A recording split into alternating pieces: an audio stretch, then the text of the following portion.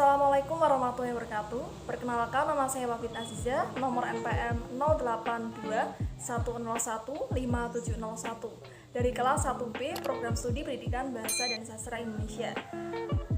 Pembentukan video ini saya buat untuk memenuhi ulangan tengah semester mata kuliah keterampilan berbicara. Nah, di dalam pembentukan video ini saya akan menjelaskan 4 poin penting, yaitu berbicara di depan muka umum. Yang pertama yaitu definisi berbicara secara umum, kemudian yang kedua macam-macam berbicara, kemudian yang ketiga tujuan berbicara secara umum, kemudian yang terakhir saya akan menjelaskan hal-hal yang harus diperhatikan ketika berbicara di depan muka umum. Baik, langsung saja kita ke pembahasannya. Baik, saya akan menjelaskan mengenai definisi berbicara secara umum. Secara umum, berbicara merupakan kemampuan bunyi artikulasi atau kata-kata untuk mengekspresikan, menyampaikan pendapat, gagasan, perasaan kepada orang lain secara lisan. Nah, kemudian yang selanjutnya yaitu macam-macam berbicara di depan muka umum. Berdasarkan lingkup situasinya, ada 2 macam kegiatan berbicara di depan muka umum, yaitu yang pertama, lingkup resmi. Lingkup resmi adalah lingkup dinas yang memiliki kelayakan dan formalitas tertentu. Nah, dalam lingkup ini ada aturan tertentu yang relatif lebih ketat, misalnya seperti pakaian, situasi, tema, maupun kosakata yang digunakan serta gaya berbicara dikemas dalam lingkup resmi. Contohnya seperti berpidato, baik itu berpidato perpisahan, presentasi, dan sebagainya. Kemudian yang kedua, lingkup non-resmi. Lingkup non-resmi ini adalah lingkup yang dimana kegiatan berbicaranya lebih kelonggarannya atau situasinya lebih familiar. Bahasanya cenderung bebas, pakaiannya tidak teratur, demikian pula format dan gaya pembicaranya, contohnya seperti ceramah atau sebagainya. Kemudian selanjutnya tujuan berbicara. Nah, tujuan berbicara ini ada 4. Yang pertama, tujuan berbicara secara sosial.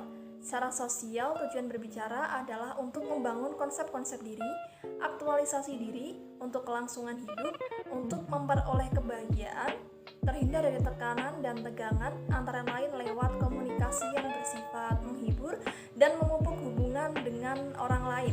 Kemudian yang kedua, tujuan berbicara secara ekspresif. Nah, tujuan berbicara secara ekspresif ini tidak jauh dengan tujuan berbicara secara sosial. Hanya saja hal ini dilakukan lebih kepada penyampaian perasaan melalui tindakan yang lebih menggelora, terutama melalui cara-cara nonverbal, entah itu senang, bahagia, sedih, kecewa, prihatin, dan sejenisnya. Nah, komunikasi ini juga bisa dilakukan secara individu maupun kelompok. Kemudian yang ketiga, tujuan berbicara secara ritual. Nah, tujuan berbicara secara ritual ini lebih bersifat massal. Walaupun tidak menutup kemungkinan, walaupun bersifat individu juga, ritual ini berhubungan dengan tindakan yang berulang-ulang atau seremonial atau kebiasaan. Nah, yang keempat, tujuan berbicara secara instrumental, yaitu tujuan berbicara secara instrumental untuk menginformasikan, mengajarkan, mendorong, mengubah sikap perilaku, atau menggerakkan seseorang. Dengan kata lain, semua tujuan yang saya sebutkan tadi dapat berisi atau bersifat membujuk atau persuasif. Nah, berbicara ini juga mengandung muatan bahwa berbicara yang kita sampaikan ini layak untuk diketahui. Nah, kemudian hal-hal apa saja sih harus diperhatikan oleh pembicara? Tentunya yang ingin sukses dalam kegiatan berbicara harus memperhatikan hal-hal sebagai berikut, yaitu yang pertama, vokal. Vokal yang disampaikan harus tidak monoton, jelas bervariasi, atau sesuai dengan karakter dan materi.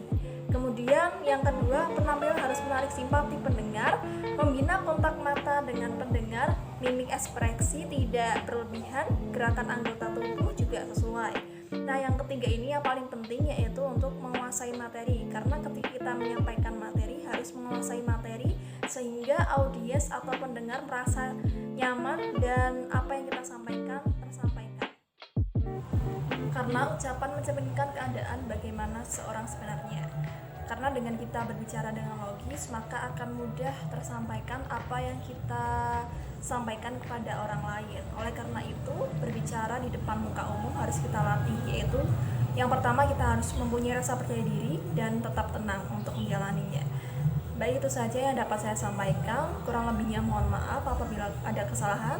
Terima kasih. Wassalamualaikum warahmatullahi wabarakatuh.